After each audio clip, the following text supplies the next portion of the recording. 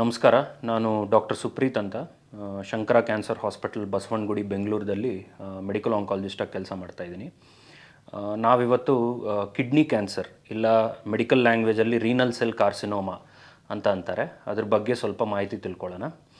So renal cell carcinoma ಅಂದರೆ ಕಿಡ್ನಿದಲ್ಲಿ ಆಗುವಂಥ cancer. ಕಿಡ್ನಿದಲ್ಲಿ ಬರೀ ಕಾರ್ಸಿನೋಮಾ ಮಾತ್ರ ಅಲ್ಲ, ಪ್ರಕಾರವಾಗಿದ್ದ ಬೇರೆ ಕ್ಯಾನ್ಸರ್ಗಳು ಆಗೋ ಸಾಧ್ಯತೆ ಇರುತ್ತೆ. ಅದರಲ್ಲಿ ತುಂಬ ಚಿಕ್ಕ ವಯಸ್ಸಲ್ಲಿ ಅಂದರೆ 10 ವಯಸ್ಸಿಗಿಂತ ಒಳಗಡೆ ಇರೋವರಲ್ಲಿ ವಿಲ್ಮ್ಸ್ ಟ್ಯೂಮರ್ ಅಂತಾರೆ, ಅದು ಕಿಡ್ನಿದಲ್ಲಿ ಆಗುತ್ತೆ. ಇಲ್ಲ ಲಿಂಫೋಮಾ ಅನ್ನೋ ಪ್ರಕಾರವಾಗಿದ್ದ ಕಾಯಿಲೆ ತುಂಬ ರೇರಾಗಿ ಆಗೋ ಸಾಧ್ಯತೆ ಇರುತ್ತೆ.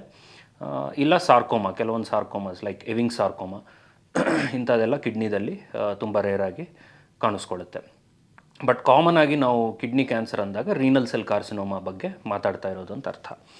ಸೊ ರೀನಲ್ ಸೆಲ್ ಕಾರ್ಸಿನೋಮಾ ಸಾಧಾರಣವಾಗಿ ಕಾಣಿಸ್ಕೊಳ್ಳುವಂಥ ಏಜ್ ಗ್ರೂಪ್ ಬಂದು 60ರಿಂದ 70 ವಯಸ್ಸಿನಿರೋರಿಗೆ.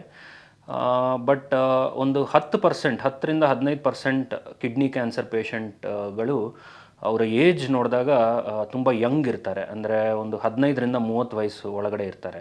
ಸೊ ಅವ್ರಿಗೂ ಡಿಫ್ರೆನ್ಸ್ ಏನು ಅಂದರೆ, ಈ ಕಾಮನಾಗಿ ಕಾಣಿಸ್ಕೊಳ್ಳೋ 60 to 65 ಆರ್ 70 ಇಯರ್ಸ್ ಏಜ್ ಗ್ರೂಪಲ್ಲಿ ಕಾಣಿಸ್ಕೊಳ್ಳೋ ಕಿಡ್ನಿ ಕ್ಯಾನ್ಸರ್ ಆಗೋದಕ್ಕೆ ಕಾರಣಗಳು ಡಿಫರೆಂಟ್ ಇರುತ್ತೆ. ಯಂಗ್ ಏಜಲ್ಲಿ ಆಗೋ ಕಿಡ್ನಿ ಕ್ಯಾನ್ಸರ್ಗೆ ಕಾರಣಗಳು ಡಿಫರೆಂಟ್ ಇರುತ್ತೆ. ಓಲ್ಡ್ ಏಜಲ್ಲಿ ಆಗೋ ಕಿಡ್ನಿ ಕ್ಯಾನ್ಸರ್ಗಳಿಗೆ ಕಾಮನ್ ಆಗಿ ನಾವು ನೋಡಿದಾಗ ಒಬೇಸಿಟಿ ಒಂದು ಸಿಗ್ನಿಫಿಕೆಂಟ್ ರಿಸ್ಕ್ ಫ್ಯಾಕ್ಟರ್, ಸ್ಮೋಕಿಂಗ್ ಒಂದು, ಆಮೇಲೆ ಎಕ್ಸ್ಪೋಜರ್ ಟು ಸರ್ಟನ್ ಕೆಮಿಕಲ್ಸ್, ಅಂದರೆ ಕೆಲವೊಬ್ಬರು ಫ್ಯಾಕ್ಟ್ರೀಸಲ್ಲಿ ಕೆಲಸ ಮಾಡ್ತಾ ಇರ್ತಾರೆ, ಲೈಕ್ ಡೈ ಇಂಡಸ್ಟ್ರಿ ಅಂತಾರೆ, ಇಲ್ಲ ಆಸ್ಬೆಸ್ಟಾಸ್ ಇಂಡಸ್ಟ್ರಿ ಅಂತಾರೆ. ಇಂಥವರೆಲ್ಲ ಆ ಪೊಲ್ಯೂಟೆಂಟ್ಸ್ಗೆ ಎಕ್ಸ್ಪೋಸ್ ಆದಾಗ ಗ್ರ್ಯಾಜುಯಲಿ ಕೆಲವೊಂದು ವರ್ಷಗಳು ಅದರ ಇಂಪ್ಯಾಕ್ಟ್ ಆಗೋದ್ರಿಂದ ಅವ್ರಿಗೆ ಕಿಡ್ನಿ ಕ್ಯಾನ್ಸರ್ ಆಗಿ ಕನ್ವರ್ಟ್ ಆಗೋ ಸಾಧ್ಯತೆ ಇರುತ್ತೆ.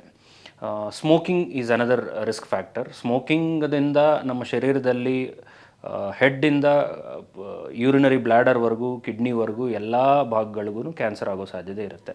ಸೊ ಅದರಲ್ಲಿ ಕಿಡ್ನಿ ಕ್ಯಾನ್ಸರೂ ಒಂದು. ಇನ್ನು ಒಬೇಸಿಟಿ. ಸೊ ಇದು ಮೇಯ್ನ್ ರಿಸ್ಕ್ ಫ್ಯಾಕ್ಟರ್ಸ್ ನಾವು ನೋಡಿದಾಗ.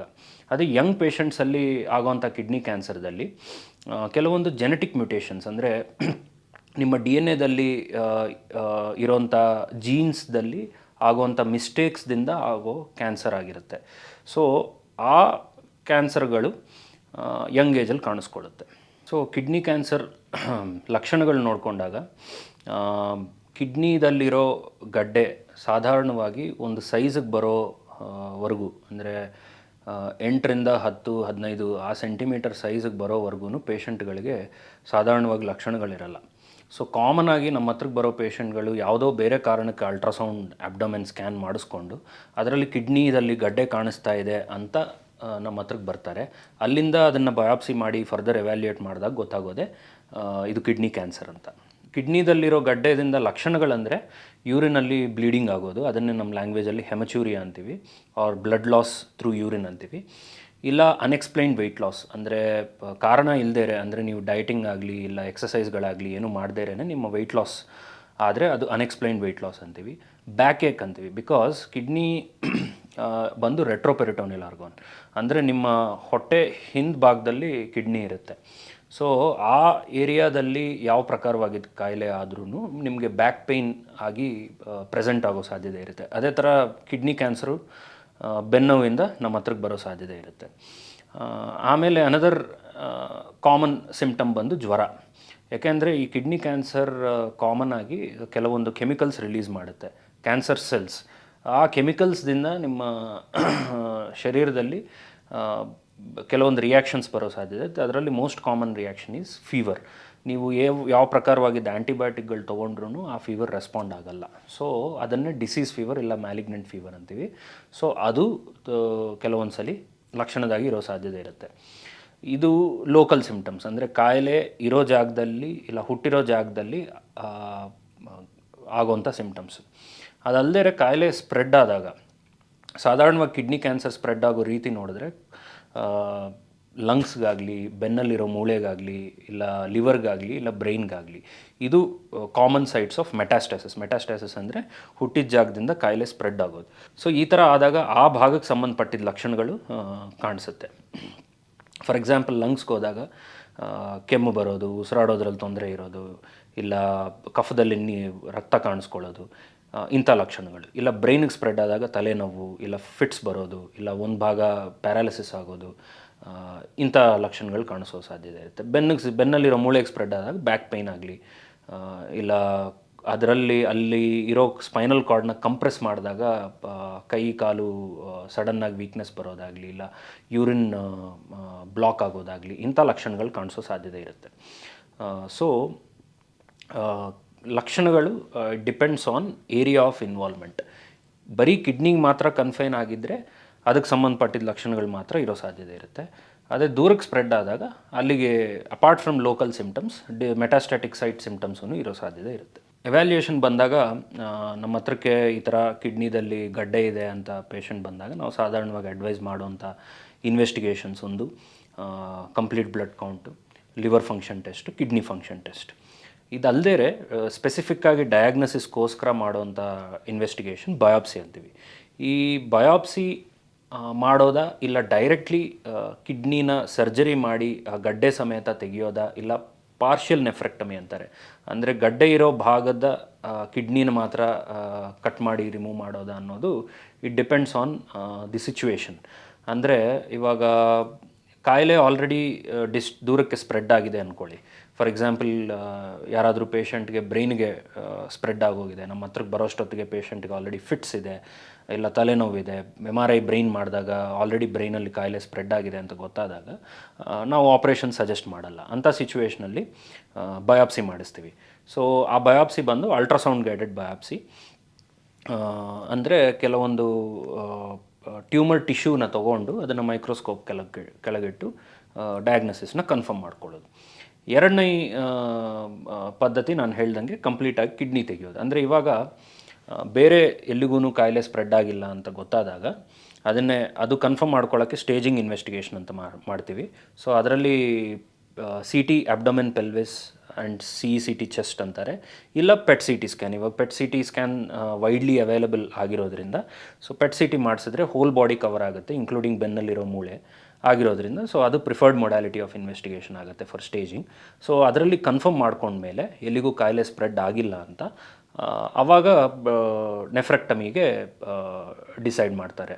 ಸೊ ಆ ನೆಫ್ರೆಕ್ಟಮಿ ಮಾಡಿದ್ಮೇಲೆ ಆ ಸ್ಪೆಸಿಮನ್ನ ಮೈಕ್ರೋಸ್ಕೋಪ್ ಕೆಳಗೆ ನೋಡಿದಾಗ ಅದರಲ್ಲಿ ಏನು ಡಯಾಗ್ನೋಸಿಸ್ ಬರುತ್ತೋ ಅದ್ರ ಪ್ರಕಾರ ಫರ್ದರ್ ಟ್ರೀಟ್ಮೆಂಟ್ ಇರುತ್ತೆ. ಸೊ ಕಿಡ್ನಿ ಕ್ಯಾನ್ಸರ್ ಅಂತ ಅದರಲ್ಲಿ ಕನ್ಫರ್ಮ್ ಆದಮೇಲೆ ಫಲಪ್ರಕಾರವಾಗಿದ್ದ ಟೈಪ್ಸ್ ಆಫ್ ಕಿಡ್ನಿ ಕ್ಯಾನ್ಸರ್ಗಳಿದೆ. ಅದರಲ್ಲಿ ಕಾಮನೆಸ್ಟ್ 80% ಆಫ್ ದಿ ಪೇಷಂಟ್ಸಲ್ಲಿ ಕಾಣಿಸ್ಕೊಳ್ಳೋ kidney cancer clear cell renal cell carcinoma ಅಂತಾರೆ. ಸೊ ಕ್ಲಿಯರ್ ಸೆಲ್ ಅಂದರೆ ಆ ಕಾಯಿಲೆ ಮೈಕ್ರೋಸ್ಕೋಪ್ ಕೆಳಗಿಟ್ಟು ನೋಡಿದಾಗ ಕಾಣಿಸ್ಕೊಳ್ಳೋ ಕ್ಯಾರೆಕ್ಟರಿಸ್ಟಿಕ್ ಫೀಚರ್. ಬಟ್ ಬಾಕಿ 15-20% ಪೇಷಂಟ್ಗಳಲ್ಲಿ non clear cell renal cell carcinomas ಅಂತಾರೆ. ಈ non clear cell renal cell carcinoma ಅಂದರೆ ಅದರಲ್ಲಿ ಮತ್ತೆ ತುಂಬ ಟೈಪ್ಸ್ ಇದೆ. ಪ್ಯಾಪಿಲರಿ ಕಾರ್ಸಿನೋಮಾ ಅಂತಾರೆ. ಸೊ ಬಾಕಿ 15-20% ನಾನ್ ಕ್ಲಿಯರ್ ಸೆಲ್ ಕಾರ್ಸಿನೋಮಾಸ್ ನೋಡಿಕೊಂಡಾಗ papillary renal cell carcinoma, chromophobe, collecting duct carcinoma, ಇಲ್ಲ XP11 ಟ್ರಾನ್ಸ್ಲೊಕೇಶನ್, ಇದೆಲ್ಲ ಕಾಂಪ್ಲೆಕ್ಸ್ ಮೆಡಿಕಲ್ ಟರ್ಮ್ಸ್. ಬಟ್ ಇದೆಲ್ಲ rare type of renal cell carcinoma. ಇವಾಗ ನಮ್ಮ ಹತ್ರ ಇರೋ ಟ್ರೀಟ್ಮೆಂಟ್ ಆಪ್ಷನ್ಸ್ಗೆ ಸ್ಟ್ರಾಂಗ್ ಎವಿಡೆನ್ಸ್ ಆಗಲಿ, ಕ್ಲಿನಿಕಲ್ ಟ್ರಯಲ್ಸ್ ಆಗಲಿ, ಗೈಡ್ಲೈನ್ಸ್ ಆಗಲಿ ಇರೋದು ಕ್ಲಿಯರ್ ಸೆಲ್ ಕಾರ್ಸಿನೋಮಾಗೆ. ನಾನ್ ಕ್ಲಿಯರ್ ಸೆಲ್ ಕಾರ್ಸಿನೋಮಾಗೆ ಕ್ಲಿಯರ್ ಸೆಲ್ ಕಾರ್ಸಿನೋಮಾನ ಹೇಗೆ ಟ್ರೀಟ್ ಮಾಡ್ತೀವೋ ಆ ಡೇಟಾನ ಯೂಸ್ ಮಾಡಿಕೊಂಡು ನಾನ್ ಕ್ಲಿಯರ್ ಸೆಲ್ ಕಾರ್ಸಿನೋಮಾನು ಟ್ರೀಟ್ ಮಾಡ್ತೀವಿ. ಯಾಕೆ ಅಂದರೆ ಆ ಪೇಷಂಟ್ ಪ್ರಪೋರ್ಷನ್ ಪ್ರಪಂಚದಲ್ಲಿ ಅಷ್ಟೊಂದು ಕಡಿಮೆ ಇರೋದ್ರಿಂದ, ರಿಸರ್ಚು ಅಷ್ಟೊಂದು ಜಾಸ್ತಿ ನಡೀದೇ ಇರೋದ್ರಿಂದ, ಹೊಸ ಡ್ರಗ್ ಇನೋವೇಷನ್ಸು ಅದರಲ್ಲಿ ಜಾಸ್ತಿ ಇಲ್ಲದೇ ಇರೋದ್ರಿಂದ ಇರೋ ಟ್ರೀಟ್ಮೆಂಟ್ ಆಪ್ಷನ್ಸ್ನ ನಾವು ಯೂಸ್ ಮಾಡ್ಕೊಳ್ಳೋ ಪರಿಸ್ಥಿತಿ ಇದೆ. ಆ ಥರ ಕಿಡ್ನಿನ ಬಯಾಪ್ಸಿ ಆಗಲಿ ಇಲ್ಲ ನೆಫ್ರೆಕ್ಟಮಿ ಅಂದರೆ ಕಿಡ್ನಿನ ತೆಗೆದ ಮೇಲೆ ರೀನಲ್ ಸೆಲ್ ಕಾರ್ಸಿನೋಮಾ ಅಂತ ಕನ್ಫರ್ಮ್ ಆಯಿತು ಅಂದರೆ ಫರ್ದರ್ ಟ್ರೀಟ್ಮೆಂಟ್ ಏನು ಅನ್ನೋ ಪ್ರಶ್ನೆ ಇರುತ್ತೆ. ಸೊ ಇದರಲ್ಲಿ ಸ್ಟೇಜಿಂಗ್ ನೋಡಿದಾಗ ಸ್ಟೇಜ್ 1, 2, 3, 4 ಅಂತ ಇರುತ್ತೆ. ಸ್ಟೇಜ್ 1, 2, 3ವರೆಗೂ ಲೋಕಲೈಸ್ಡ್ ಆರ್ ಲೋಕಲಿ ಅಡ್ವಾನ್ಸ್ಡ್ ಅಂತೀವಿ. ಅಂದರೆ ಕಾಯಿಲೆ ಕಿಡ್ನಿಗೆ ಇಲ್ಲ ಅದ್ರ ಸುತ್ತಮುತ್ತ ಸ್ಪ್ರೆಡ್ ಆಗಿರೋ, ಕಿಡ್ನಿಗೆ ಕನ್ಫೈನ್ ಆಗಿರ್ಬೋದು, ಇಲ್ಲ ಅದ್ರ ಸುತ್ತಮುತ್ತ ಸ್ಪ್ರೆಡ್ ಆಗಿರ್ಬೋದು. ಸ್ಟೇಜ್ 4 ಅಂದರೆ ಡಿಸ್ಟೆಂಟ್ ಮೆಟಾಸ್ಟಾಸಿಸ್, ಕಾಯಿಲೆ ಆಲ್ರೆಡಿ ದೂರಕ್ಕೆ ಸ್ಪ್ರೆಡ್ ಆಗಿದೆ ಅಂತ, ಅಂದರೆ ಲಂಗ್ಸ್ ಆಗಲಿ ಲಿವರ್ ಆಗಲಿ ನಾನು ಹೇಳ್ದಂಗೆ ಬೆನ್ನಲ್ಲಿರೋ ಮೂಳೆಗಾಗಲಿ ಬ್ರೈನ್ಗಾಗಲಿ ಹೋಗಿರುತ್ತೆ. ಸೊ ಇಂಥ ಪರಿಸ್ಥಿತಿಯಲ್ಲಿ ಸ್ಟೇಜ್ 1 to 3 ಆದರೆ ಡೈರೆಕ್ಟ್ಲಿ ಆಪ್ರೇಷನ್ ಆಗೋ ಸಾಧ್ಯತೆ ಇರುತ್ತೆ. ಅದಾದಮೇಲೆ ಸ್ಟೇಜ್ 2ದಲ್ಲಿ ಕೆಲವೊಂದು ಟೈಪ್ ಆಫ್ ಪೇಷಂಟ್ಸ್, ಅಂದರೆ ಆ ಬಯಾಪ್ಸಿ ಆಪ್ರೇಟ್ ಮಾಡಿ ತೆಗೆದಿರೋ ಸ್ಪೆಸಿಮನ್ನ ಮೈಕ್ರೋಸ್ಕೋಪ್ ಕೆಳಗಿಟ್ಟು ನೋಡಿದಾಗ ಕಾಣಿಸ್ಕೊಳ್ಳೋ ಕೆಲವೊಂದು ಫೀಚರ್ಸ್ನ ಬೇಸ್ ಮಾಡಿಕೊಂಡು ಫರ್ದರ್ ಟ್ರೀಟ್ಮೆಂಟ್ ಕೊಡೋ ಅವಶ್ಯಕತೆ ಇದೆಯಾ ಇಲ್ವಾ ಅಂತ ನಾವು ಡಿಸೈಡ್ ಮಾಡ್ತೀವಿ. ಸ್ಟೇಜ್ 3ದಲ್ಲಿ ಫರ್ದರ್ ಟ್ರೀಟ್ಮೆಂಟ್ ಕೊಡಲೇಬೇಕಾಗುತ್ತೆ. ಬಟ್ ಸ್ಟೇಜ್ 4 ನೋಡಿಕೊಂಡಾಗ ಇದರಲ್ಲಿ ರೋಲ್ ಆಫ್ ಸರ್ಜರಿ ತುಂಬ ಕಡಿಮೆ ಇರುತ್ತೆ.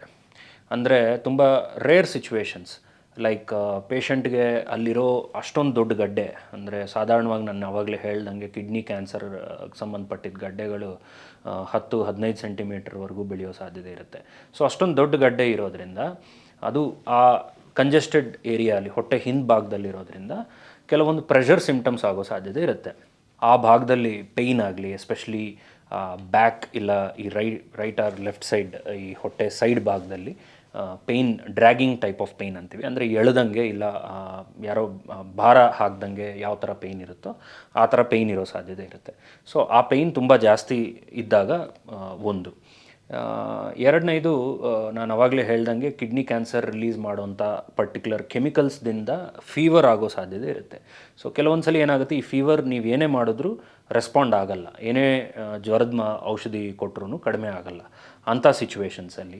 ಇಲ್ಲ, ನಾನು ಆವಾಗಲೇ ಹೇಳ್ದಂಗೆ ಹೆಮಚೂರಿಯಾ ಅಂತೀವಿ. ಹೆಮಚೂರಿಯಾ ಅಂದರೆ ಯೂರಿನಲ್ಲಿ ಬ್ಲೀಡಿಂಗ್ ಆಗೋದು.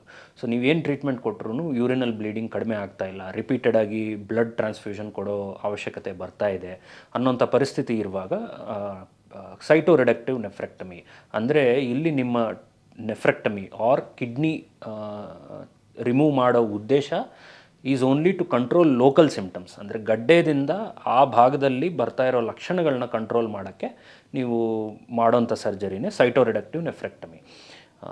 ಆ ಒಂದು ಸಿಚುವೇಷನಲ್ಲಿ ಮಾತ್ರನೇ ಸ್ಟೇಜ್ 4ದಲ್ಲಿ ಸರ್ಜರಿ ರೋಲ್ ಇರುತ್ತೆ. ಬಾಕಿ ಎಲ್ಲ ಸಿಚುವೇಷನ್ಸಲ್ಲೂ ಸ್ಟೇಜ್ 4ದಲ್ಲಿ ಇರೋಂಥ ಟ್ರೀಟ್ಮೆಂಟ್ ಆಪ್ಷನ್ಸ್ ಬಂದು ಸಿಸ್ಟಮಿಕ್ ಥೆರಪಿ ಅಂತೀವಿ. ಅನ್ಫಾರ್ಚುನೇಟ್ಲಿ ಕಿಡ್ನಿ ಕ್ಯಾನ್ಸರ್ದಲ್ಲಿ ಬೇರೆ ಪ್ರಕಾರವಾಗಿದ್ದ ಕ್ಯಾನ್ಸರ್ದಲ್ಲಿ ನಾವು ಮಾತಾಡ್ದಂಗೆ ಕೀಮೊಥೆರಪಿ ಆಗಲಿ ರೇಡಿಯೇಷನ್ ಆಗಲಿ ಕೆಲಸ ಮಾಡಲ್ಲ. ಅದಕ್ಕೆ ಒಂದಾನೊಂದು ಕಾಲದಲ್ಲಿ ಕಿಡ್ನಿ ಕ್ಯಾನ್ಸರ್ಗೆ ಯಾವ ಪ್ರಕಾರವಾಗಿದ್ದ ಟ್ರೀಟ್ಮೆಂಟು ಇರ್ತಾ ಇರಲಿಲ್ಲ, ಬರೀ ಸರ್ಜರಿ ಬಿಟ್ಟು.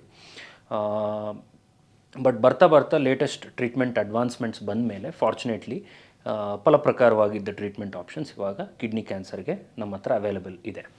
ಒಂದು ಇಮ್ಯುನೊಥೆರಪಿ ಅಂತೀವಿ. ಇಮ್ಯುನೊಥೆರಪಿ ಅಂದರೆ ಸಾಧಾರಣವಾಗಿ ನಿಮ್ಮ ಶರೀರದ ಪ್ರತಿರೋಧ ಶಕ್ತಿನ ಪೊಟೆನ್ಷಿಯೇಟ್ ಮಾಡಿ ಇಲ್ಲ ಜಾಸ್ತಿ ಮಾಡಿ ಕ್ಯಾನ್ಸರ್ಗೆ ಅಗೇನ್ಸ್ಟಾಗಿ ಫೈಟ್ ಮಾಡೋ ಥರ ಮಾಡೋದು. ಸೆಲೈನ್ ಮೂಲಕವಾಗಿ ಡ್ರಿಪ್ಪಲ್ಲಿ ಕೊಡ್ತೀವಿ. ಎರಡನೇದು ಟಾರ್ಗೆಟೆಡ್ ಥೆರಪಿ ಅಂತಾರೆ. ಟಾರ್ಗೆಟೆಡ್ ಥೆರಪಿ ಅಂದರೆ ಟ್ಯಾಬ್ಲೆಟ್ ಫಾರ್ಮಲ್ಲಿರುತ್ತೆ. ಟಾರ್ಗೆಟೆಡ್ ಥೆರಪಿ ಅಂದರೆ ನೀವು ಆ ಕ್ಯಾನ್ಸರ್ ಇರೋ ಜಾಗಕ್ಕೆ ಹೋಗಿ ಮಾಡೋಂಥ ಟ್ರೀಟ್ಮೆಂಟ್ ಅಲ್ಲ, ಅದೂ ಟ್ಯಾಬ್ಲೆಟ್ ಫಾರ್ಮಲ್ಲೇ ಇರುತ್ತೆ. ಹೊಟ್ಟೆಗೆ ಒದಗಿ ಅಬ್ಸಾರ್ಬ್ ಆಗಿ ಬ್ಲಡ್ ಸರ್ಕ್ಯುಲೇಷನ್ ಹೋದ್ಮೇಲೆ ಸೆಲೆಕ್ಟಿವ್ ಆಗಿ ಕ್ಯಾನ್ಸರ್ ಇರೋ ಜಾಗಕ್ಕೆ ಹೋಗಿ ಆ್ಯಕ್ಟ್ ಮಾಡೋವಂಥದ್ದೇ ಟಾರ್ಗೆಟೆಡ್ ಥೆರಪಿ ಅಂತೀವಿ. ಸೊ ಇಮ್ಯುನೊಥೆರಪಿನ ಟಾರ್ಗೆಟೆಡ್ ಥೆರಪಿ ಜೊತೆ ಕಂಬೈನ್ ಮಾಡಿ ಕೊಡೋದಾಗಲಿ ಇಲ್ಲ ಎರಡು ಪ್ರಕಾರವಾಗಿದ್ದ ಇಮ್ಯುನೊಥೆರಪಿ ಇಂಜೆಕ್ಷನ್ಸ್ನ ಸೇರಿಸಿ ಕೊಡೋದಾಗಲಿ ಇವಾಗಿರೋ ಕಿಡ್ನಿ ಸ್ಟೇಜ್ 4 ಕಿಡ್ನಿ ಕ್ಯಾನ್ಸರ್ಗೆ ಸ್ಟ್ಯಾಂಡರ್ಡ್ ಟ್ರೀಟ್ಮೆಂಟ್. ಯಾವ ಪ್ರಕಾರವಾಗಿ ಟ್ರೀಟ್ಮೆಂಟ್ ಕೊಡಬೇಕು ಅನ್ನೋದು ಪೇಷಂಟ್ ಫ್ಯಾಕ್ಟರ್ಸ್ ಮೇಲೆ, ಡಿಸೀಸ್ ಫ್ಯಾಕ್ಟರ್ಸ್ ಮೇಲೆ ಡಿಪೆಂಡ್ ಆಗುತ್ತೆ. ಅಂದರೆ ಫಾರ್ ಎಕ್ಸಾಂಪಲ್, ಯಾರು ಪೇಷಂಟ್ಗೆ ತುಂಬ ಜಾಸ್ತಿ ಟ್ಯೂಮರ್ ಬರ್ಡನ್, ಅಂದರೆ ಕಾಯಿಲೆ ತುಂಬ ಜಾಗಗಳಿಗೆ ಸ್ಪ್ರೆಡ್ ಆಗಿದೆ, ಲಕ್ಷಣಗಳು ತುಂಬ ಜಾಸ್ತಿ ಇದೆ ಅನ್ನೋಂಥ ಸಿಚುವೇಷನ್ದಲ್ಲಿ ನಾವು ಇಮ್ಯುನೊಥೆರಪಿ, ಎರಡು ಪ್ರಕಾರವಾಗಿದ್ದ ಇಮ್ಯುನೊಥೆರಪಿ ಇಂಜೆಕ್ಷನ್ಗಳನ್ನ ಸೇರಿಸಿ ಕೊಡೋದಕ್ಕೆ ಪ್ರಿಫರ್ ಮಾಡ್ತೀವಿ, subject to patients fitness. Patient factors ಏನು ಅಂದರೆ, ಕೆಲವೊಂದು ಜನಕ್ಕೆ ಕಾರ್ಡಿಯಾಕ್ ಕೋಮಾರ್ಬಿಡಿಟೀಸ್, ಅಂದರೆ ಹಾರ್ಟ್ ಅಟ್ಯಾಕ್ ಇರ್ಬೋದು, ಇಲ್ಲ ಪ್ಯಾರಾಲಿಸಿಸ್ ಆಗಿರ್ಬೋದು, ಅವ್ರ ಬ್ಲಡ್ ಥಿನ್ನರ್ಸ್ ಮೇಲೆ ಇರ್ಬೋದು. ಇಂಥ ಪೇಷಂಟ್ಗಳಲ್ಲಿ ಟಾರ್ಗೆಟೆಡ್ ಥೆರಪಿ ಕೊಡೋದರಲ್ಲಿ ಕೆಲವೊಂದು ರಿಸ್ಕ್ಸ್ ಇರುತ್ತೆ. ಎಸ್ಪೆಷಲಿ ಟಾರ್ಗೆಟೆಡ್ ಥೆರಪಿದಿಂದ ಬ್ಲಡ್ ಕ್ಲಾಟ್ ಆಗೋ ಸಾಧ್ಯತೆ ಇರುತ್ತೆ. ಅಗೇನ್ ಆ ರಿಸ್ಕ್ ತುಂಬ ಕಡಿಮೆ ಇದ್ರೂ ಇಂಥ ಪೇಷಂಟ್ಗಳಲ್ಲಿ ಯಾರಿಗಾದರೆ ಈ recently last 6 months to 1 year ಟೈಮಲ್ಲಿ ಹಾರ್ಟ್ ಅಟ್ಯಾಕ್ ಆರ್ ಪ್ಯಾರಾಲಿಸಿಸ್, ಅವರಲ್ಲಿ ಆ ರಿಸ್ಕ್ ಸ್ವಲ್ಪ ಜಾಸ್ತಿ ಆಗುತ್ತೆ. ಸೊ ಅಂಥ ಪೇಷಂಟ್ಗಳಲ್ಲಿ ನಾವು ಡ್ಯುಯಲ್ ಇಮ್ಯುನೋಥೆರಪಿ ಅಂತೀವಿ, ಅದನ್ನು ಯೂಸ್ ಮಾಡೋಕ್ಕೆ ಪ್ರಿಫರ್ ಮಾಡ್ತೀವಿ. ಅದೇ ಕೆಲವೊಂದು ಪೇಷಂಟ್ಗಳಿಗೆ ಆಟೋ ಇಮ್ಯೂನ್ ಡಿಸೀಸಸ್ ಅಂತಾರೆ. ಆಟೋ ಇಮ್ಯೂನ್ ಡಿಸೀಸಸ್ ಅಂದರೆ ನಿಮ್ಮ ಶರೀರದಲ್ಲಿ ಇರೋ ಇಮ್ಯುನಿಟಿ ನಿಮ್ಮ ಶರೀರಕ್ಕೆ ಅಗೈನ್ಸ್ಟಾಗಿ ಆಲ್ರೆಡಿ ಫೈಟ್ ಮಾಡ್ತಾ ಇದೆ. ಸೊ ಅಂಥ ಸಿಚುವೇಷನಲ್ಲಿ ನಾವು ಇಮ್ಯುನೋಥೆರಪಿ ಕೊಡೋಕ್ಕಾಗಲ್ಲ. ಸೊ ಆ ಪೇಷಂಟ್ಗಳಲ್ಲಿ ನಾವು ಟಾರ್ಗೆಟೆಡ್ ಥೆರಪಿ ಯೂಸ್ ಮಾಡೋಕ್ಕೆ ಪ್ರಿಫರ್ ಮಾಡ್ತೀವಿ. ಸೊ ಈ ಥರ ಡಿಪೆಂಡಿಂಗ್ ಆನ್ ಪೇಷಂಟ್ ಫ್ಯಾಕ್ಟರ್ಸ್ ಆಮೇಲೆ ಡಿಸೀಸ್ ಫ್ಯಾಕ್ಟರ್ಸ್ ನಾವು ಯಾವ ಪ್ರಕಾರವಾಗಿದ್ದ ಟ್ರೀಟ್ಮೆಂಟ್ ಕೊಡಬೇಕು ಅನ್ನೋದು ನೋಡ್ಕೊತೀವಿ. ಸೊ ಕೆಲವೊಂದು ಪೇಷಂಟ್ಗಳಲ್ಲಿ ನಾವು ಇಮ್ಯುನೋಥೆರಪಿ ಒಂದು ಪ್ರಕಾರವಾಗಿದ್ದ ಇಮ್ಯುನೋಥೆರಪಿನ ಪ್ಲಸ್ ಇನ್ನೊಂದು ಪ್ರಕಾರವಾಗಿದ್ದ ಟಾರ್ಗೆಟೆಡ್ ಥೆರಪಿನ ಸೇರಿಸಿ ಕೊಡೋದಕ್ಕೆ ಪ್ರಿಫರ್ ಮಾಡ್ತೀವಿ. ಎಸ್ಪೆಷಲಿ ಪೇಷಂಟ್ಗಳಲ್ಲಿ ಸ್ವಲ್ಪ ಕಡಿಮೆ ಡಿಸೀಸ್ ಬರ್ಡನ್ ಇದೆ, ತುಂಬ ಜಾಸ್ತಿ ಲಕ್ಷಣಗಳಿಲ್ಲ, ಟಾರ್ಗೆಟೆಡ್ ಥೆರಪಿಗೆ ಈ ಹಾರ್ಟ್ ಅಟ್ಯಾಕ್, ಪ್ಯಾರಾಲಿಸಿಸ್ ಇಂಥ ಕಾಂಟ್ರಾಇಂಡಿಕೇಷನ್ಸ್ ಏನೂ ಇಲ್ಲ ಅನ್ನೋಂಥ ಪೇಷಂಟ್ಸ್ಗಳಲ್ಲಿ ನಾವು immunotherapy plus targeted therapy tablets use ಮಾಡೋಕ್ಕೆ ಪ್ರಿಫರ್ ಮಾಡ್ತೀವಿ. ಸೊ ಈ ಥರ various factors will decide which path to choose in kidney cancer treatment. ಇದು ಸ್ಟೇಜ್ 4 ಟ್ರೀಟ್ಮೆಂಟ್ ಬಗ್ಗೆ. ಸ್ಟೇಜ್ 2 ಆ್ಯಂಡ್ 3 ಬಗ್ಗೆ ನಾನು ಆವಾಗಲೇ ಹೇಳ್ದಂಗೆ, ಸ್ಟೇಜ್ 2ದಲ್ಲಿ ಕೆಲವೊಂದು ಹೈ ರಿಸ್ಕ್ ಲಕ್ಷಣಗಳು ಮೈಕ್ರೋಸ್ಕೋಪ್ ಕೆಳಗಿಟ್ಟು ನೋಡಿದಾಗ ಕಾಣಿಸ್ಕೊಂಡಾಗ ನಾವು 1 ಇಯರ್ ಪೀರಿಯಡ್ಗೆ 3 ವಾರಕ್ಕೊಂದ್ಸಲಿ ಇಮ್ಯುನೋಥೆರಪಿನ ಅಡ್ವೈಸ್ ಮಾಡ್ತೀವಿ. ಬರೀ ಇಮ್ಯುನೋಥೆರಪಿ, ಅಲ್ಲಿ ಟಾರ್ಗೆಟೆಡ್ ಥೆರಪಿನ ಯೂಸ್ ಮಾಡಲ್ಲ. ಅದೇ ಥರ ಎಲ್ಲ ಸ್ಟೇಜ್ 3 ಪೇಷಂಟ್ಗಳಿಗೂ ನಾವು 1 ಇಯರ್ವರೆಗೂ ಇಮ್ಯುನೋಥೆರಪಿ ಅಡ್ವೈಸ್ ಮಾಡ್ತೀವಿ. ಸ್ಟೇಜ್ 1 ಇರೋವ್ರಿಗೆ ನಾವು ಯಾವ ಪ್ರಕಾರವಾಗಿ ಇದು ಎಕ್ಸ್ಟ್ರಾ ಟ್ರೀಟ್ಮೆಂಟು ಸಾಧಾರಣವಾಗಿ ನಾವು ಅಡ್ವೈಸ್ ಮಾಡಲ್ಲ. ರೋಲ್ ಆಫ್ ರೇಡಿಯೇಷನ್ ಅಂದರೆ, ರೇಡಿಯೇಷನ್ ಎಲ್ಲಾದರೂ ತುಂಬ ಪೇಯ್ನ್ಫುಲ್ ಮೆಟಾಸ್ಟಾಸಿಸ್ ಇದೆ ಅಂದರೆ ಬೆನ್ನಲ್ಲಿರೋ ಮೂಳೆಗೆ ಕಾಯಿಲೆ ಸ್ಪ್ರೆಡ್ ಆಗಿದೆ, ಅಲ್ಲಿ ತುಂಬ ಜಾಸ್ತಿ ಪೇಯ್ನ್ ಇದೆ, ಇಲ್ಲ ಬ್ರೈನಿಗೆ ಸ್ಪ್ರೆಡ್ ಆಗಿದೆ, ಅದರಿಂದ ಬ್ರೈನಲ್ಲಿ ಪ್ರೆಷರ್ ಜಾಸ್ತಿ ಆಗಿ ತಲೆನೋವು ಬರೋದು, ಫಿಟ್ಸ್ ಬರೋದು, ಇಲ್ಲ ಒಂದು ಸೈಡ್ ವೀಕ್ನೆಸ್ ಬರೋದು, ಇಂಥ ಲಕ್ಷಣಗಳಿದ್ದಾಗ ಅಲ್ಲಿಗೆ ಪ್ಯಾಲಿಯೇಟಿವ್ ರೇಡಿಯೇಷನ್ ಅಂತೀವಿ. ಅಂದರೆ ಬರೀ ಲಕ್ಷಣಗಳು ಕಂಟ್ರೋಲ್ ಮಾಡ್ಕೊಳ್ಳೋಕ್ಕೆ ಕೊಡೋವಂಥ ರೇಡಿಯೇಷನ್. ಅಲ್ಲಿ ಬಿಟ್ಟು ಬೇರೆ ಎಲ್ಲೂ ರೇಡಿಯೇಷನ್ ರೋಲ್ ಕಿಡ್ನಿ ಕ್ಯಾನ್ಸರ್ದಲ್ಲಿ ಇಲ್ಲ. ಸ್ಟೇಜ್ 4ದಲ್ಲಿ ನಾವು ಸಾಧಾರಣವಾಗಿ ಟ್ರೀಟ್ಮೆಂಟ್ ಸ್ಟಾರ್ಟ್ ಮಾಡಿದ್ಮೇಲೆ 3 to 4 months ಟ್ರೀಟ್ಮೆಂಟ್ ಆದಮೇಲೆ ರಿಅಸೆಸ್ಮೆಂಟ್ ಸ್ಕ್ಯಾನ್ ಅಂತೀವಿ. ಅಂದರೆ ರೋಗಿ ಟ್ರೀಟ್ಮೆಂಟಿಗೆ ಹೇಗೆ ರೆಸ್ಪಾಂಡ್ ಆಗ್ತಾ ಇದ್ದಾರೆ ಅಂತ ನೋಡೋಕ್ಕೆ ಪೆಟ್ ಸ್ಕ್ಯಾನ್ ಮಾಡಿಸ್ತೀವಿ. ಬ್ರೈನಿಗೆ ಆಲ್ರೆಡಿ ಕಾಯಿಲೆ ಹರಡಿದರೆ MRI ಬ್ರೈನನ್ನು ಅಡ್ವೈಸ್ ಮಾಡ್ತೀವಿ. ಸೊ ಅದರಲ್ಲಿ ಕಾಯಿಲೆ ಚೆನ್ನಾಗಿ ರೆಸ್ಪಾಂಡ್ ಆಗಿದ್ದರೆ again every 3 to 4 months once ನಾವು ಸ್ಕ್ಯಾನ್ಗಳು ಮಾಡಿಸಿ ರೆಸ್ಪಾನ್ಸ್ ತಿಳ್ಕೊತಾ ಇರ್ತೀವಿ. ಸೊ ಈ ಥರ ಫಸ್ಟ್ ಲೈನ್ ಟ್ರೀಟ್ಮೆಂಟ್ ಅಂತೀವಿ. ಇದರಲ್ಲಿ ಎಲ್ಲಿವರೆಗೂ ಆದರೆ ಅಲ್ಲಿವರೆಗೂ ಈ ಟ್ರೀಟ್ಮೆಂಟ್ನ ಕಂಟಿನ್ಯೂ ಮಾಡೋಕ್ಕೆ ಪ್ರಯತ್ನ ಮಾಡ್ತೀವಿ. ಎಲ್ಲಿವರೆಗೂ ಕಾಯಿಲೆ ಟ್ರೀಟ್ಮೆಂಟ್ದಿಂದ ಕಂಟ್ರೋಲಲ್ಲಿರುತ್ತೋ, ಎಲ್ಲಿವರೆಗೂ ಕಾಯಿಲೆ ಟ್ರೀಟ್ಮೆಂಟ್ನ ಪೇಷಂಟ್ ಟಾಲರೇಟ್ ಮಾಡ್ತಾರೋ ಅಲ್ಲಿವರೆಗೂ ನಾವು ಕಂಟಿನ್ಯೂ ಮಾಡ್ತೀವಿ. ಬಟ್ ಬಿಯಾಂಡ್ ಫಸ್ಟ್ ಲೈನ್ ಅಂದರೆ ಯಾವ ಪೇಷಂಟಲ್ಲಾದರೆ ನಾವು already immunotherapy plus targeted therapy use ಮಾಡಿರ್ತೀವೋ ಅಂಥವರಲ್ಲಿ ಅನ್ಫಾರ್ಚುನೇಟ್ಲಿ ಸೆಕೆಂಡ್ ಲೈನ್ ಆಗಲಿ ಥರ್ಡ್ ಲೈನ್ ಆಗಲಿ ಒಂದ್ಸಲಿ ಕಾಯಿಲೆ ಪ್ರೋಗ್ರೆಸ್ ಆದಮೇಲೆ ಅಷ್ಟೊಂದು ಪ್ರಾಮಿಸಿಂಗ್ ಟ್ರೀಟ್ಮೆಂಟ್ ಆಪ್ಷನ್ಸ್ ಇಲ್ಲ. ಇವಾಗ ಹೊಸ ರಿಸರ್ಚ್ ಮಾಲಿಕ್ಯೂಲ್ಸ್ ಬರ್ತಾ ಇದೆ, but still they are not available in India. ಅದೇ ನೀವು ಫಸ್ಟ್ ಲೈನಲ್ಲಿ ಬರೀ ಇಮ್ಯುನೋಥೆರಪಿ 2 ಪ್ರಕಾರವಾಗಿದ್ದ ಇಮ್ಯುನೋಥೆರಪಿಗಳನ್ನ ಸೇರಿಸ್ಕೊಟ್ಟಾಗ ಸೆಕೆಂಡ್ ಲೈನಲ್ಲಿ ನಾವು ಟಾರ್ಗೆಟೆಡ್ ಥೆರಪಿನ ಯೂಸ್ ಮಾಡ್ಕೊತೀವಿ, ಪ್ರೊವೈಡೆಡ್ ಪೇಷಂಟ್ಗೇನು ಮತ್ತು ಕಾಂಟ್ರಾಇಂಡಿಕೇಷನ್ಸ್ ಇಲ್ಲದೇ ಇರಬಾರ್ದು. ಸೊ ಇದು ಟ್ರೀಟ್ಮೆಂಟ್ ಲೈನ್ ಆಗುತ್ತೆ. ಸೈಡ್ ಎಫೆಕ್ಟ್ಸ್ ಬಗ್ಗೆ ನೋಡಿಕೊಂಡಾಗ ಇಮ್ಯುನೋಥೆರಪಿ ದಿಂದ ಅದು ನಾನು ಹೇಳ್ದಂಗೆ ನಿಮ್ಮ ಶರೀರದ ಪ್ರತಿರೋಧ ಶಕ್ತಿನ ಆ್ಯಕ್ಟಿವೇಟ್ ಮಾಡಿ ಕ್ಯಾನ್ಸರ್ಗೆ ಅಗೇನ್ಸ್ಟಾಗಿ ಫೈಟ್ ಮಾಡ್ತಾ ಇದೆ. ಸೊ ಆ ಸಿಚುವೇಷ್ನಲ್ಲಿ ಈ ಮಿಸ್ಫೈರ್ ಆಗೋ ಸಾಧ್ಯತೆ ಇರುತ್ತೆ. ಆ ಥರ ಆದಾಗ ನಿಮ್ಮ ಓನ್ ಬಾಡಿ ಇಮ್ಯುನಿಟಿನ ನಿಮ್ಮ ಓನ್ ಬಾಡಿ ಟಿಶ್ಯೂ ಇಲ್ಲ ಆರ್ಗ್ಯಾನ್ಸ್ಗೆ ಅಗೇನ್ಸ್ಟಾಗಿ ಇಮ್ಯುನೋಥೆರಪಿ ಕೆಲಸ ಮಾಡೋ ಸಾಧ್ಯತೆ ಇರುತ್ತೆ. ಆ ಥರ ಆದಾಗ ಸಾಧಾರಣವಾಗಿ ನಾವು ನೋಡೋವಂಥದ್ದು ಥೈರಾಯ್ಡ್ ಪ್ರಾಬ್ಲಮ್ ಬರ್ಬೋದು, ಇಲ್ಲ ನ್ಯೂಮೋನಿಯಾ ಅಂತೀವಿ, ಲಂಗ್ ಎಫೆಕ್ಟ್ ಆದಾಗ ನ್ಯೂಮೋನಿಯಾ ಬರ್ಬೋದು, ಇಲ್ಲ ಲಿವರ್ ಎಫೆಕ್ಟ್ ಆದಾಗ ಹೆಪಟೈಟಿಸ್ ಬರ್ಬೋದು. ಈ ಥರ ಯಾವ ಆರ್ಗ್ಯಾನ್ ಇನ್ವಾಲ್ವ್ ಆದರೆ ಆ ಆರ್ಗ್ಯಾನ್ ಸಂಬಂಧಪಟ್ಟಿದ್ದ ಲಕ್ಷಣಗಳು ಇಲ್ಲ ಬ್ಲಡ್ ಟೆಸ್ಟ್ದಲ್ಲಿ ಅಬ್ನಾರ್ಮಲ್ ರಿಪೋರ್ಟ್ಸು ಕಾಣಿಸ್ಕೊಳ್ಳೋ ಸಾಧ್ಯತೆ ಇರುತ್ತೆ. ಬಟ್ ಸಾಧಾರಣವಾಗಿ immunotherapy is well tolerated. Side effects ಆದ್ರೂ ಒಂದು ಎಕ್ಸ್ಟೆಂಟ್ವರೆಗೂ ಟಾಲರಬಲ್ ಲೆವೆಲ್ವರೆಗೂ ಸೈಡ್ ಎಫೆಕ್ಟ್ಸ್ ಆಗುತ್ತೆ, ಮತ್ತು ಅದು ಗ್ರ್ಯಾಜುವಲಿ ಕಡಿಮೆ ಆಗ್ತಾ ಹೋಗುತ್ತೆ. ಇದರ್ ಇಮ್ಯುನೋಥೆರಪಿ ಇಂಟ್ರಪ್ಟ್ ಮಾಡಿದಾಗಲಿ ಇಲ್ಲ ಅದಕ್ಕೆ ಅಗೇನ್ಸ್ಟಾಗಿ ಬೇರೆ ಟ್ರೀಟ್ಮೆಂಟ್ ಸ್ಟಾರ್ಟ್ ಮಾಡಿದಾಗಲಿ ಸೆಟಲ್ ಆಗುತ್ತೆ, ಮತ್ತು ನಾವು ಇಮ್ಯುನೋಥೆರಪಿ ಸ್ಟಾರ್ಟ್ ಮಾಡ್ಕೊತೀವಿ ಇಲ್ಲ ಕಂಟಿನ್ಯೂ ಮಾಡ್ತೀವಿ. ಒಂದು 5-8% ಜನಗಳಲ್ಲಿ ಸಿವಿಯರ್ ಸೈಡ್ ಎಫೆಕ್ಟ್ಸ್ ಆಗೋ ಸಾಧ್ಯತೆ ಇರುತ್ತೆ. ಅದೇ ಕೀಮೋಥೆರಪಿ ಆದರೆ ಈ ರಿಸ್ಕ್ ಸ್ವಲ್ಪ ಜಾಸ್ತಿ ಇರುತ್ತೆ. ಸೊ ಅದೇ ಇಮ್ಯುನೊಥೆರಪಿಗಿರೋ ಸ್ಪೆಷಾಲಿಟಿ. ಸೈಡ್ ಎಫೆಕ್ಟ್ ಯಾವ ಪ್ರಕಾರವಾಗಿದ್ದ ಪೇಷಂಟಲ್ಲಿ ಆಗುತ್ತೆ ಅನ್ನೋದು ಯಾರಿಗೂ ಗೊತ್ತಿಲ್ಲ. ಟ್ರೀಟ್ಮೆಂಟ್ ಸ್ಟಾರ್ಟ್ ಮಾಡಿದ್ಮೇಲೆ ನಾವು ಬ್ಲಡ್ ರಿಪೋರ್ಟ್ಸ್ ಮಾಡಿದಾಗ ಇಲ್ಲ ಪೇಷಂಟ್ ಎವ್ರಿ ಟೈಮ್ ಫಾಲೋ ಅಪ್ಪಿಗೆ ಬಂದಾಗಲೇ ನಮಗೆ ಗೊತ್ತಾಗೋದು. ಸೊ ಯಾವಾಗಲಾದರೆ ನಮಗೆ ಪೇಷಂಟ್ಗೆ ಸಿವಿಯರ್ ಸೈಡ್ ಎಫೆಕ್ಟ್ ಆಗಿದೆ ಅಂತ ಅನಿಸುತ್ತೋ ಆವಾಗ ನಾವು ಇಮ್ಯುನೊಥೆರಪಿನ ಇನ್ನು ಫರ್ದರ್ ರೀಚಾಲೆಂಜ್ ಇಲ್ಲ ಮತ್ತೆ ಕೊಡೋಕ್ಕೆ ಪ್ರಯತ್ನ ಮಾಡಲ್ಲ. ಇದು immunotherapy side effects. Targeted therapy side effects ನೋಡಿದಾಗ ನಾನು ಆವಾಗಲೇ ಹೇಳ್ದಂಗೆ ಅದರಿಂದ ಬ್ಲಡ್ ಕ್ಲಾಟ್ ಆಗೋ ಸಾಧ್ಯತೆ ಇರುತ್ತೆ. ಕೆಲವೊಂದು ಟಾರ್ಗೆಟೆಡ್ ಥೆರಪಿ ಡ್ರಗ್ಸಿಂದ ಬ್ಲೀಡಿಂಗ್ ಆಗೋ ಸಾಧ್ಯತೆಯೂ ಇರುತ್ತೆ.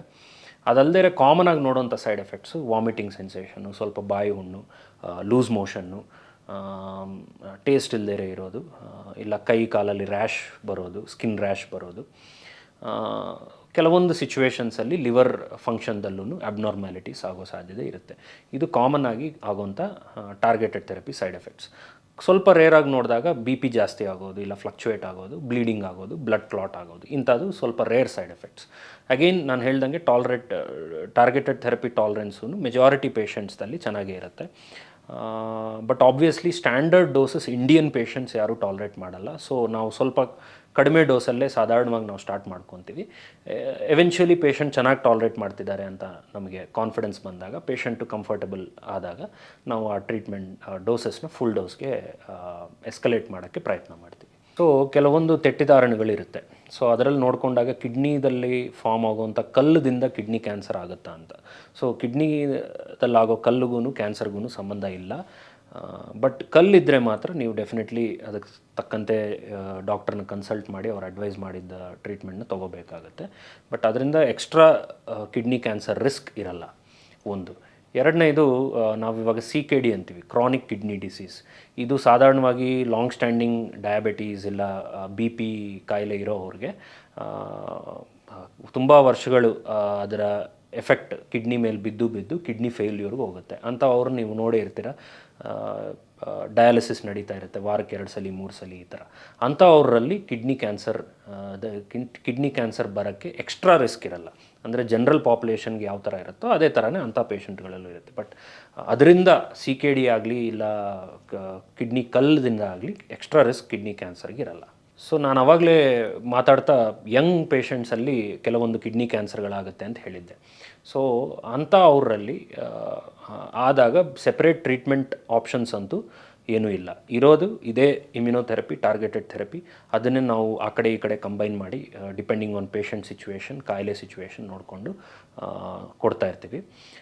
ಬಟ್ ಒಂದು ಎಕ್ಸ್ಟ್ರಾ ಎವ್ಯಾಲ್ಯೂಯೇಷನ್ ಏನಿರುತ್ತೆ ಅಂದರೆ ಅವ್ರಿಗೆ ಜೆನೆಟಿಕ್ ಕೌನ್ಸಲಿಂಗ್ ಅಂತ ಮಾಡ್ತೀವಿ. ಒಬ್ಬರು ಕ್ಯಾನ್ಸರ್ ಜೆನೆಟಿಸಿಸ್ಟ್ಗೆ ನಾವು ರೆಫರ್ ಮಾಡಿ ಯಾವುದಾದ್ರೂ ಜೆನೆಟಿಕ್ ರಿಸ್ಕ್ದಿಂದ ಇವರಿಗೆ ಕಿಡ್ನಿ ಕ್ಯಾನ್ಸರ್ ಆಗಿದೆಯಾ ಅಂತ ತಿಳ್ಕೊಳ್ಳೋಕ್ಕೆ ಕೌನ್ಸಿಲಿಂಗ್ ಮಾಡಿಸಿ, ಜೆನೆಟಿಕ್ ಟೆಸ್ಟ್ ಮಾಡಿಸಿ, ಅದರಲ್ಲಿ ಬರೋ ರಿಪೋರ್ಟ್ ನೋಡಿಕೊಂಡು ಫರ್ದರ್ ಅವ್ರ ಫ್ಯಾಮಿಲಿ ಮೆಂಬರ್ಸ್ಗೂ ಟೆಸ್ಟ್ ಮಾಡಿಸೋ ಅವಶ್ಯಕತೆ ಇದೆಯಾ ಇಲ್ವಾ ಅಂತ ನಾವು ಡಿಸೈಡ್ ಮಾಡ್ತೀವಿ.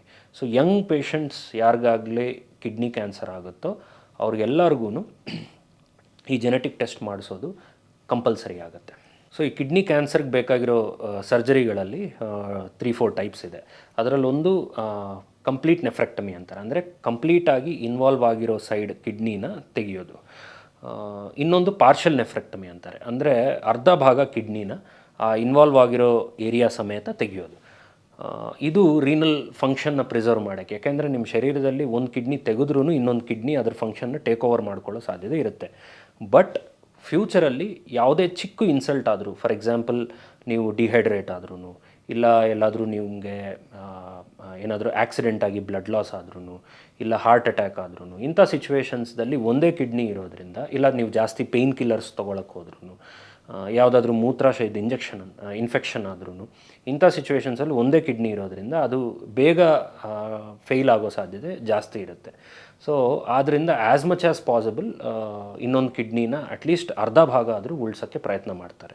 ಸೊ ಅದರ ಇಂಡಿಕೇಷನ್ಸ್ ಏನು, ಕಾಂಟ್ರಾ ಇಂಡಿಕೇಷನ್ಸ್ ಏನು, ಎಲ್ಲಿ ಮಾಡ್ಬೋದು, ಎಲ್ಲಿ ಮಾಡೋಕ್ಕೆ ಅಡ್ವೈಸ್ಡ್ ಅಲ್ಲ ಅನ್ನೋದು ಯೂರೋ ಆಂಕಾಲಜಿಸ್ಟ್ ನೋಡಿ ಡಿಸೈಡ್ ಮಾಡ್ತಾರೆ. ಇದರಲ್ಲಿ ತುಂಬ ದೊಡ್ಡ ಇನ್ಸಿಷನ್ ಇಲ್ಲ ಓಪನಿಂಗ್ ಮಾಡದೇ ಚಿಕ್ಕ ಹೋಲ್ಸ್ ಮಾಡಿ ಅದರಿಂದ ಕಾಯಿಲೆನ ಆಪ್ರೇಟ್ ಮಾಡಿ ಹೊರಗೆ ತೆಗಿತಾರೆ.